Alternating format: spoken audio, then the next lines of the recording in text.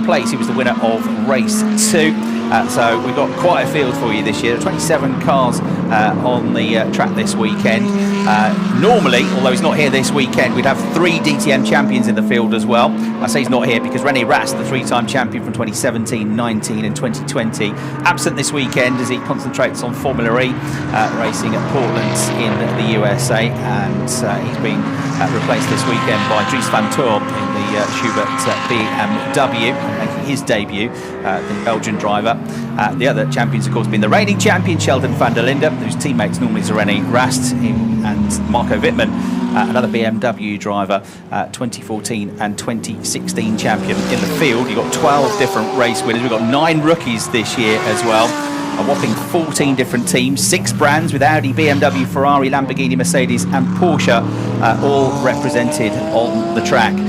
So here at Zandvoort, in terms of that first free practice session this morning, Maro Engel, the quickest driver, with a time which almost got him into the 1:33. He's only get one set of new slicks to run across the 2 free practice sessions, so we should be going quicker when we get to tomorrow. They're also putting new slicks on for the first free practice session, but still he got close, as Brian said, to the 1:33s with a 1:34.049. Thomas Preining, who was on the podium and very nearly the race winner of race 2 at Oschersleben in the Mante Porsche, 1:34.155 was a tenth slower. He was second quickest. And then another Porsche in third place was Lauren Heinrich in the Team 75 motorsport car, 1:34.157, just 0.02 of a second behind Thomas Preining. Another Porsche was fourth, Dennis Olsen, the Mante teammate to Thomas Preining, did a 1:34.2. Then Kelvin van der Linde and Patrick Niederhauser both had pretty good sessions. They were 5th and 6th in the Audis. The best BMW was Marco Wittmann, who had a late push lap to go 7th. Yusuf Awega, Lucas Stoltz and Tim Heinemann were all in the top 10 in that first session. Everybody got out there, and the only real drama of note that we had was a spin up at turn 7 right at the end of the session with about a minute and a half or 2 minutes to go for race 1 Oschersleben winner Frank Pereira, wasn't it? Yes, and when you see Frank Pereira in the gravel track, you know that this track is tough to tame. It really is a wild track, lots of undulation, of course, those big bank turns, 90 degrees on turn 3 and 18 degrees on the Arie Luijendijk final turn, which is turn 14, which gives the drivers a great launch out onto the pit straight, and during the race will hopefully create lots of overtaking opportunities. But it is a track that is quite difficult. It's old school, it's classic, and I have to tell you, those gravel traps are very, very deep. It's the undulation and the banking here, isn't it? So the balance of the car has to be spot on. The driver has to react to it, because in some corners that the car's tipping to the left, in some it's tipping to the right, in others you're going up and all the weight's on the back of the car. Sometimes you're going downhill and all the weight's on the front of the car, the back end goes loose. And it's fairly narrow in sections as well. This is turn 1 at Tarzan, on board with the only Dutch driver in the field, Thierry Vermeulen, in the points already at Oschersleben. I love this run through turns 2 towards 3, the little left-right flick downhill here into the banked corner. This is where they're all being done for track limits earlier on, and then uphill and also turning left at the same time coming out of that corner. It's a critical exit, isn't it? Yes, and I have to tell you, you've got to be pretty brave. You come motoring up here, look at that, blind crest, up over the top. Oh, I should think your stomach floats to the top of your body and then back downhill again. It takes a bit of bravery to nail it around this track as we ride on board with Thierry Vermeulen. A lot of pressure on the youngest driver in the field. Everybody's watching him. He has a lot of friends and family here as well. He finished 2nd last year in the GT Masters race that was here, so he knows how to do it, but this is a whole new level of pressure for him. According to Ricardo Feller, the Audi driver, you need a well-balanced car here, because the track's got every type of corner, low speed, medium speed and high speed. You also need a strong front axle, because you've got to be able to position the car well on the entrance into what are some very long corners here. But equally, the rear axle has to be good and strong, because otherwise you can't stay on the throttle in those high-speed corners. So that's a little bit of insight there from Ricardo Feller. This low front splitter onboard camera from Thierry Vermeulen here, giving you that real sense of speed and the banking. So he comes out of turn 14, the final turn, over the start-finish line here. It's just a smidge over 4.2 kilometres around the circuit. And there is the driver-facing camera for the young Dutchman, youngest driver in the field, as he goes through the right-hander at Tarzan, start another lap, rumbling over the curbs, and then out of turn 1 they go right, left, and then right again through this kind of S-bend section towards this banked turn at turn 3. where you've got to stay within those white lines really, otherwise you get done for track limits. But lots of them are drifting towards those white lines because they want to get on the power early, as Brian said then, to get up the hill, the far side of the circuit. This is a great part of the track to go and watch from. I've stood by that fence many a time and enjoyed GT cars flying up there. It's brilliant on the run up through turns 4, 5 and 6. It's getting a bit busy out there, isn't it? With this shortened session, as far as I can tell, every single car, with the exception of Patrick Niederhauser, is out on track. So 13 minutes taken from this free practice session means that there's an awful lot to squeeze into a lot less time. Lap times not necessarily meaning too much at the moment because they are looking at race setups, finding the limits, finding out how the track works with the car, how the car works with the track. Having said that, Tim Heinemann, our championship leader, is up into P1 at 1:34.407, so that's about 4/10 slower than Mauro Engel's time this morning. Get the feeling those times will come tumbling down as the drivers have this, their last opportunity to get a setup before qualifying tomorrow. Ooh. And you saw the Thomas Breining Porsche just getting a little bit wobbly under the brakes as he allows Mauro Engel to come through. Yeah, Mauro had to squeeze his way past the Porsche there, didn't he? Tim Heinemann quickest at the moment then, but we had Marco Wittmann on a flying lap at the moment. He's about to come over the line. It's an absolute best first sector, personal best in the middle sector. Here he comes in the green Project 1 BMW. It's enough to put him up to second place ahead of Luca Engstler. So Porsche fastest, BMW second, Audi third, Mercedes fourth. BOP seems to be working well here if this session is anything to go by, but there are more quick times coming because we've got around about half the field who've just done personal best first and second sector time. So everybody on a push at the moment. It feels like a bit of a dry run for qualifying this, doesn't it? It does, because there is literally half an hour left before qualifying, or 25 minutes left before qualifying in actual track time. So an awful lot to do and a lot to suss out as we see Christian Engelhardt duck up into 5th place. That's with a 1:34.570. Driver who had a difficult time this morning was Mick Wiesofer. I'm not entirely sure what happened to him, but he only did a handful of laps, spent most of the session in the pits, and he's still in the pits now, showing in 22nd place. He's been round with a 1:51, so that's not a competitive time.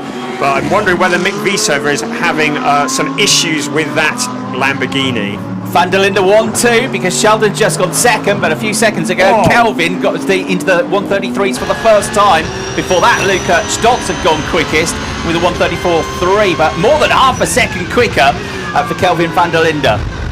Okay, Tim, P1 in this moment, open the gap, exactly.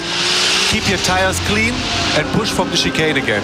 Open the gap, break down now, break down, big gap behind, slow down, slow down, slow down, slow down, and then you start to push again. So race engineer for Tim Heinemann there, that's telling him, right, you can back off a bit, there's nobody behind you, give yourself as much run up as you can, and sounds like he's going for a qualifying type run as well. So we've got Kelvin van der Linde more than half a second quicker than anybody. Insane. First driver into the 1:33s, 1:33.648. Sheldon van der Linde second in the BMW, the reigning champion, 1:34.234. Then Stoltz's Mercedes, 1:34.377. Heinemann's fourth, Wittmann is fifth. And he's just done, on the previous lap, it wasn't as quick a lap, but the absolute best first sector time. Wittmann's quickest in sector 1, Kelvin van der Linde is quickest in the middle sector, and Sheldon van der Linde is quickest in sector 3 at the moment. Well, we thought the track might get quicker, but to be nearly 6/10 up on his brother, Kelvin van der Linde, really has dialed it all in together, hasn't he? And I'm guessing that time might get eclipsed, because clearly the track is getting quicker. But it's a van der Linde first and second as we ride on board with Tim Heinemann, the championship leader in the TopSport WRT Porsche. Great perspective from there. Not going to be a mega lap though, because the first sector was half a second down already on Kelvin van der Linde. So Heinemann may be building onto the next lap. Well, he did say on the radio, push from the chicane onwards, doesn't it? Which makes it sound like he'll build up a bit and then he'll really generate some heat into the tyres from sector 3 onwards. I spoke this after free practice one this morning to Yusuf Owega, and one of the things we talked about were tyres. He's well used to Pirellis, it's all he's known, he's driven Pirellis for a long time. And he said, this morning I went out in free practice one, I went around 2 corners and it felt like the tyres were already switched on. It's a pretty aggressive surface here, the weather is hot and the tyres are coming straight in here. But he also says, as other people have said to me, Pirellis are pretty good in hot weather conditions. They don't tend to go off, they tend to enjoy the really hot weather conditions, as one or two, including Marco Wittmann, make their way into the pits. Lauren Heinrich has popped himself up to third place, meanwhile, with a 1:34.290, just behind Sheldon van der Linde. So much the theme of free practice one, as we get a spin, I'm afraid, from Alessio Deleda, the Italian, in his second season of DTM. Picked up his first points in the final weekend at Hockenheim of the 2022 season. But he's had a moment which won't cause him any real dramas. Stopped on track, I don't think he's hit anything, and back away he goes. That was coming out of turn 3, wasn't it? On the way up to turn 4, I think. He's up at turn 7 at the moment. Yeah, it looks like he managed to keep it out of the wall. Tim Heinemann also had a fairly wild exit out of turn 13 and decided to bail out into the pits. I should think his tyres were pretty dirty by that point as well. So drivers having to work hard to keep it on the grey stuff, and with this wind increasing, I think there is the risk of sand blowing onto the track. Of course, here we are by the seaside, we are within view of the North Sea, and as the wind builds, here's a replay of that spin, and he'd lost it long before he even got into turn 3, hadn't he? And that whatever that is on the track further up was from the previous incident from a free practice session in the Porsche session that came earlier. So he's rejoined without any problems, but sand on the surface may well be an issue with the increased wind this afternoon, reducing traction. So Alessio Deleda continues. He's currently in 24th place, and it's going to take him a little while just to get himself dialed back up. He may well have flat spotted those tyres, of course, with that moment, and that won't help either, but he continues. He hasn't come back into the pits, and so he continues on another lap. Lamborghinis weren't particularly high up the order of free practice one. From Pereira, despite his spin at the end, was the best of the Lamborghinis, in 19th place in free practice one. You had Mirko Bortolotti back in 20th position as well, his SSR Performance teammate. But Clement Schmidt, who was fairly late to go out in free practice one and start setting lap times, has gone 7th quickest, which gives some hope to the Lamborghinis. So 1 minute 34.414 seconds. He's only 0.02 of a second away from being in the top 6 as well. From Pereira, meanwhile, is another one to join him in the top 10. So this is a bit more positive. Again, we never know what they're doing team-wise, from car to car, in terms of how much fuel they're running, what tyres they've got on, whether they're going for a long run, trying some things out, or just going for a quick time. So it wasn't necessarily a worrying point for the Lamborghinis in free practice one, but this is certainly looking much better. You can see that banked turn through turn 3. This is great, and just grip the cars through there, attack it. That's quite a steep downhill run. You can't really see it from the TV pictures, but into that third corner, that left-hand banked hairpin, you can really get a steep downhill drop into that section as well. And the car just sticks almost like a scale X track as they go through there, isn't it? Team manager is called up to the pitch for Mick Wieshofer. Doesn't say why, but spotted something they're not happy with, and Mick back in 25th place at the moment. We've had out on track, but not setting a lap time yet, Alberto Costa Balboa, the former Formula Renault Euro Cup champion, and Patrick Niederhauser hadn't set a lap time, but he's just gone through, albeit it's only 25th. So Costa is the only one that's been out but not actually crossed the finish line and set a lap time as yet. Both van der Lindes are back out now, Kelvin and Sheldon, who are 1-2 currently, and a personal best through sector 1 for Sheldon on this lap. He's just on the middle sector pretty well as well. It's not a personal best, but a 34.485. He's only half a tenth down on the absolute best of his brother through sector 2, and Sheldon was already the quickest driver through sector 3, which is where he is now, taking in those last few turns. So the number 1 Schubert BMW just in the background there, coming for the line. Is he, or is he going to bail? No, he's going to bail. It looked like a pretty good lap that, but he's going to bin it off. I think it would have been close to his best there, because personal best in sector 1, he was right on it in sector 2, but in the end he bails for the pits. And that means of the top 10 now in the order, you've only got Kelvin van der Linde. Albert Costa Balboa was listening to me, because he's gone straight into the top 10. He's gone 8th quickest in the Ferrari with his first flying lap. And from Pereira is the other one. They're the only 3 in the top 10 that are currently on track. Everybody else back in the pits for now. Still no one getting anywhere near that time by Kelvin van der Linde. You do get the feeling that might have been a qualifying simulation, some nearly 0.6 quicker than Sheldon in second place. So Kelvin van der Linde, the only driver currently in the 133s, 133.648. Time is ticking along very quickly. Of course, this shortened session means there is just 16.5 minutes remaining. Whatever Mick Wieshofer's problem has been, seems to be continuing, so he's still at the bottom of the charts. He is back out on track at the moment, but clearly all is not well in the GRT Grasser Racing Lamborghini at the other end. We're looking at Albert Costa Balboa in the Ferrari. I've got to get used to that. I'm used to talking about him in a Lamborghini. It just seems all very, very different this year, but he's taken to it very well indeed, and is looking very useful as he sits in for Jack Aitken. Yeah, the Spaniard who a long time in his younger career was a frontrunner in single-seater racing, particularly I mentioned Formula Renault, who's the Formula Renault Western European champion, which is the championship that took over from Formula Renault France, and he also that same year went the Formula Renault Eurocup. He went on to race in Formula Renault 3.5.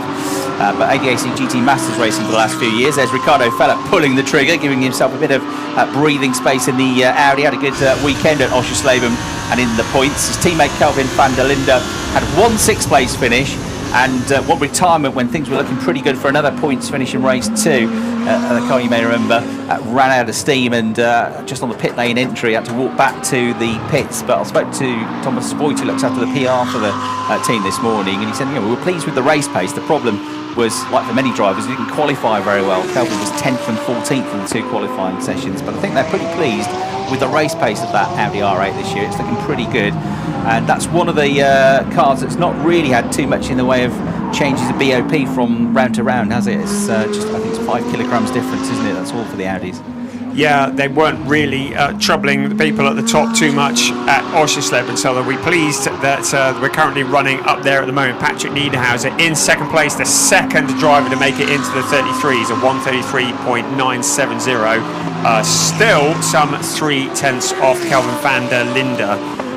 But it is still all systems go. They're still making those preparations ready for qualifying tomorrow. I think this circuit, well, overtaking not especially easy. There are overtaking opportunities, but qualifying tomorrow is probably more critical here than it is at some other circuits we visit during the season, as we look at Dries Vanthoor, the driver who is sitting in for René Rast. Another driver who's had to adjust to a different manufacturer. Of course, Dries Vanthoor, we've associated him with Audi pretty well for the whole of his career. Suddenly, in the mighty BMW. He seems to be doing quite well in that, doesn't he? Yeah, a bit like René Rast, gone from a long-time Audi driver to become a BMW driver this year, but they're in 7th place in his DTM debut, 35 years of age, younger brother of Laurens Vanthoor, racing the DTM last year with SSR Performance, and a bit of a frustrating year in DTM actually, and didn't compete in the end in the final round at Hockenheim. He's been a class winner, a double class winner in the SP9 category at the 24-hour race of Nürburgring. He's been a Bathurst race winner as well, with former DTM star Robin Freins as one of his co-drivers. He's raced in Blancpain, he's raced single seaters in Formula Renault, so he's got quite a pedigree behind him, Dries Vanthoor, and he'd be one to watch in that AB Sportsline car, I reckon. Ricardo Fella is, in the Schubert car. Ricardo Fella in the AB Sportsline Audi, meanwhile, has gone third quickest, making it an Audi 1-2-3 now. AB's cars first and third, Kelvin van der Linde and Ricardo Fella. So 134.155 for him. Kelvin van der Linde and Patrick Niederhauser are the top 2 in this session, and they were teammates formerly in ADAC GT Masters, weren't they, back in 2019? They won the championship together as a pair. They were very useful indeed. There was a potent combination. I should think that Kelvin van der Linde is wishing he hadn't taught Patrick Niederhauser all those tricks now. The Audi 1-2-3 at the top, they're saying, Porsche, have some of that, mate. They are now at the top, 1-2-3. That's very impressive. Sheldon van der Linde, the first of the non-Audis in that 4th place BMW. But good to see Patrick Niederhauser, the Swiss driver who has been getting better and better every season, and the 2019 championship and GT Masters seemed to elevate him to a new level. As we look at Ricardo Fella, another former champion in ADAC GT Masters, and he is in that 3rd place. Yeah, Ricardo's been a winner at Zandvoort in the past as well, in GT Masters and in GT World Challenge. There he is in the number 7 Audi. His 2nd season of DTM. He was a race winner at Imola last year.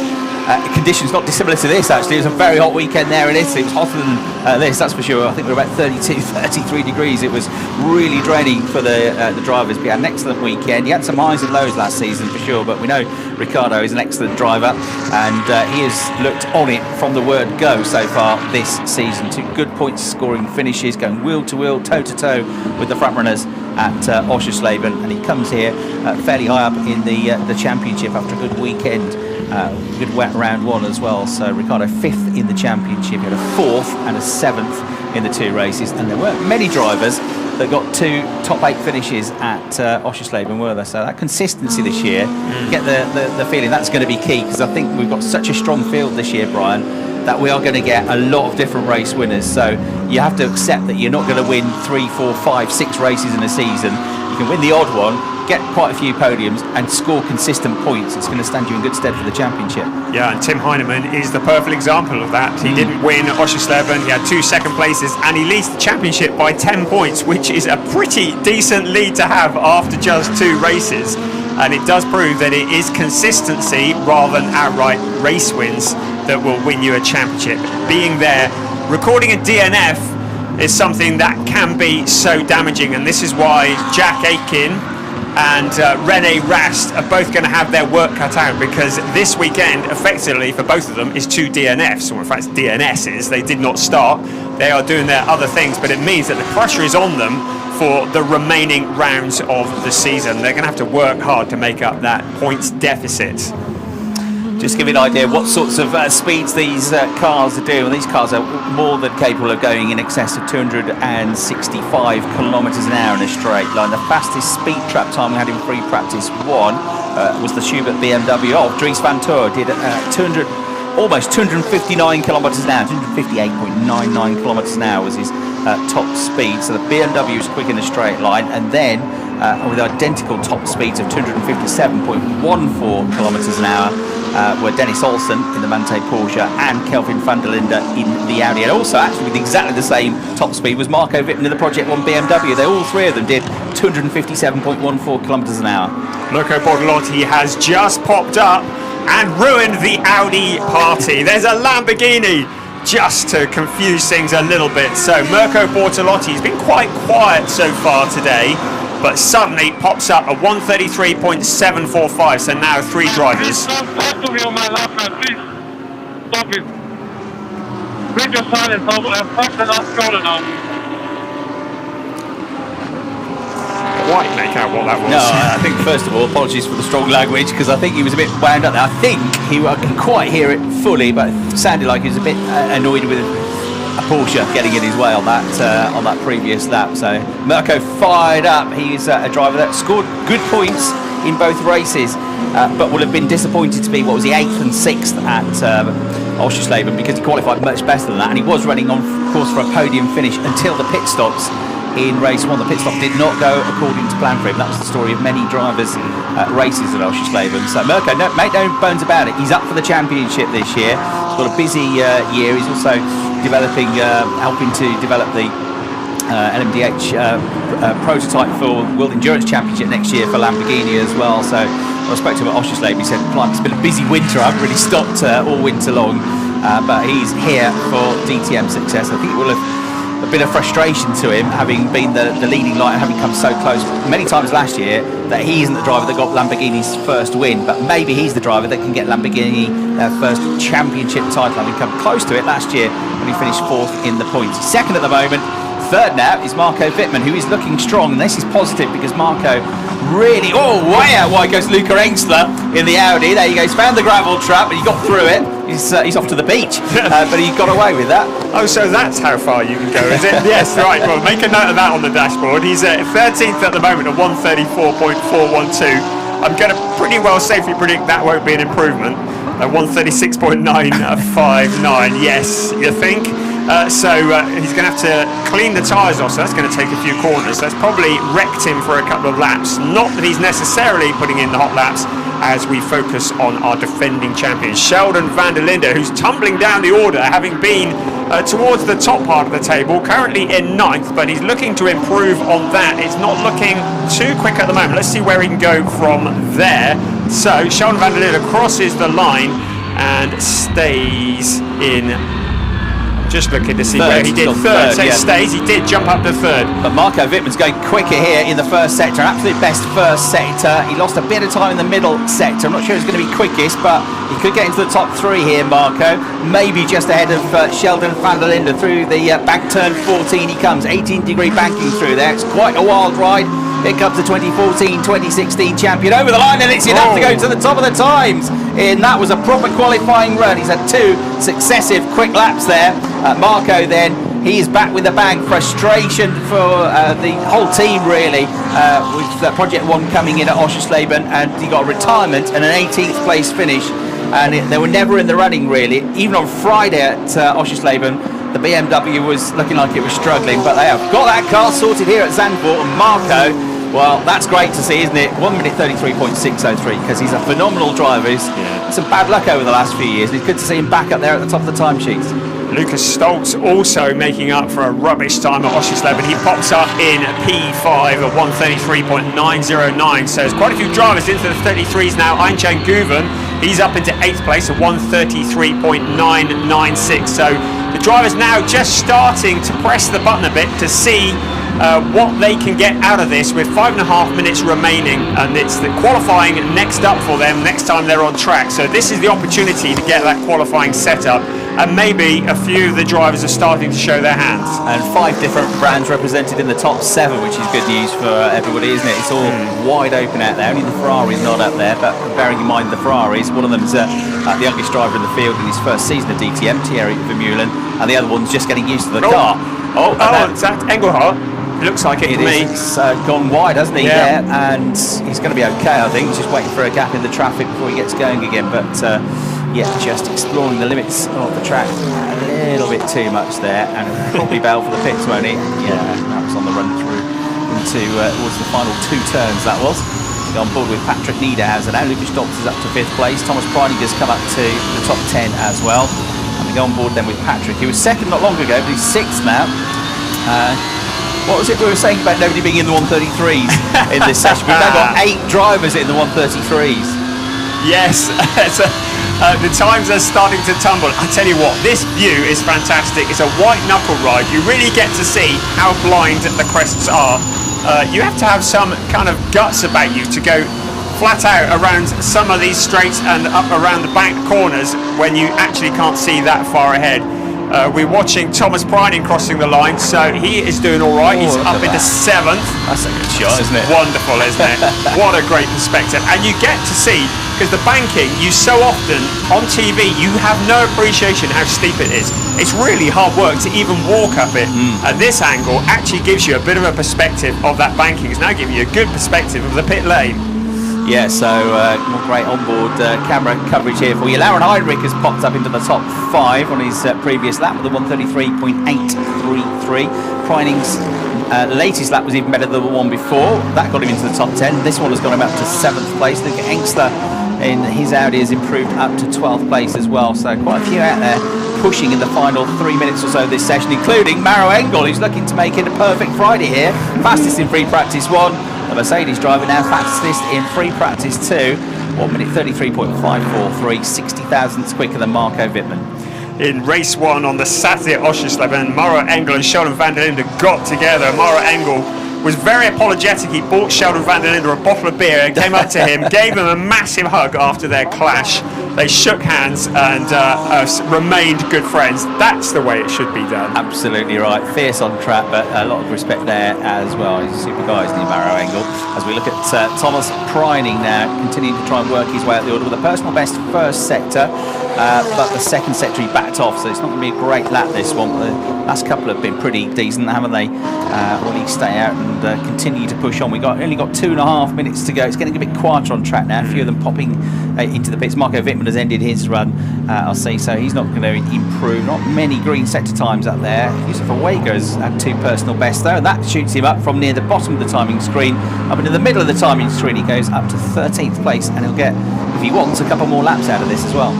Yusuf Awega is exactly the kind of driver we're talking about, who is always just there, always picking up the points, just consistency. And you see him again there. He's not actually troubling the top of the timesheets, but he's always just there or thereabouts. And he's the kind of driver who, at the end of the season, could well be in the hunt for the championship or some of the major places in the championship. So clearly, Mercedes AMG having a better time of it here at Zandvoort than they were at Oschersleben. It's still Mauro Engel, Mercedes, ahead of Marco Wittmann, BMW, ahead of Kelvin van der Linde, Audi, ahead of Mirko Bortolotti, Lamborghini. That's impressive, isn't it? 4 different brands in the top 4. Highest Porsche, Lauren Heinrich in P6. So having seen domination by Porsche pretty well every session this year, the highest Porsche now in 6th. Yeah, with 2, 3, 4, weren't they, in free practice one, because they had that historic 1, 2, 3, 4 finish in Porsche's second season of DTM at Alschusleben a few weeks ago. Uega's had another good run here on this lap. Personal best in Sector 1, personal best in Sector 2. Was third in the ADAC GT4 Championship in 2019. British fans might remember him from the BRDC, British Racing Drivers Club Formula 3 Championship 5 years ago, in which he finished in 11th place. Kushmani, Arjun Maini's brother, was third that year. Jamie Chadwick was involved in the championship that year as well. And Yusuf has gone into 7th place with that. So there he is again as one of the best Mercedes. The best Mercedes still being Mauro Engel, fastest, but he's the best of the others there in 7th place now with that 1 minute 33.877. And that now means we've got 11 drivers have broken into the 133s pre-practice. One earlier, only Mauro Engel got close to 133 with their low 134.0. So the pace is considerably upped, hasn't it, in this session? And the top 23 drivers separated by less than a second. We said that was probably going to be the case, didn't we? It is incredibly competitive in the DTM this year, and that is proven by the case. The checkered flag is out, the clock strikes 0, but when we look towards qualifying tomorrow, yes, Mauro Engel has been at the top of the timesheets for both the free practice sessions, but it could all change. It is so incredibly close. The temperature will be entirely different tomorrow morning because qualifying is fairly early on tomorrow morning, and just one little issue, one little mistake, and it can all turn around for a driver. Well, that's a good start to the weekend. It's tomorrow where it all counts. Mauro Engel will be looking to qualify well. He was only qualifying in 20th place in the first session for race 1 at Oschersleben. He qualified 8th, much better for race 2. He can carry this sort of form from Friday into Saturday. It will be one of the drivers shooting for pole position. They get more new tyres available to them for the 2 qualifying sessions and 2 races. The pace will come down if, as Brian said, the track is up for it, because it's very changeable here. All coastal circuits are changeable beasts with the wind and the sand that gets blown in as well. We do know the weather's going to be good for tomorrow, and even hotter it seems for Sunday. And tomorrow, as Brian said, fairly early start for DTM, local time at 9:35 for the first 20-minute qualifying session, and then at 1:30 will be the start of race number 1, the first hour plus 1 lap race of the weekend. It's an earlier start on Sunday as well at 9:15. 9:15 for qualifying to 1:30 again the start time for the race on Sunday, rounds 3 and 4 of the championship. So Mauro Engel with a great day here on Friday, but we've seen it before, Brian. What happens on Friday doesn't necessarily translate into Saturday morning, and that's the one you've got to get right, because Zandvoort is not the easiest place in the world to overtake. You can get through here, but they're all really going to be fired up for that qualifying session tomorrow. It's going to be absolutely critical, isn't it? Yeah, ask Sheldon van der Linde, because at Oschersleben he was quickest in free practice, always at the top of the timing sheets, had a nightmare in qualifying, and there followed a nightmare weekend. So today, yes, the times are important. Yes, we can see that all the different manufacturers are towards the top, but it doesn't mean that that's the way it's going to be in qualifying tomorrow. No, one thing we do know is that every day is different in DTM. Mauro Engel, though, fastest in both free practice sessions today. Marco Wittmann will be overjoyed with 2nd place. Good progress for Project 1. Kelvin van der Linde for Abt in the Audi likewise will be pleased. Mirko Bortolotti 4th. Sheldon van der Linde 5th. Lauren Heinrich 6th. Yusuf Uega with 2 late quick laps to go 7th. Lucas Stoltz was 8th. Tommy Priney was 9th. And Patrick Niederhauser rounded out the top 10 there.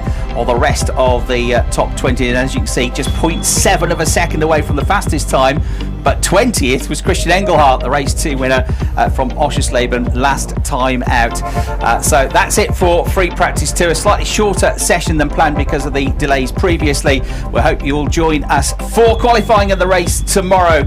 From Brian Oliver and me, Chris Hartley, that just about wraps up day 1 of the action here at Zandvoort. Thanks very much for your company, and we'll see you all again tomorrow. Bye for now.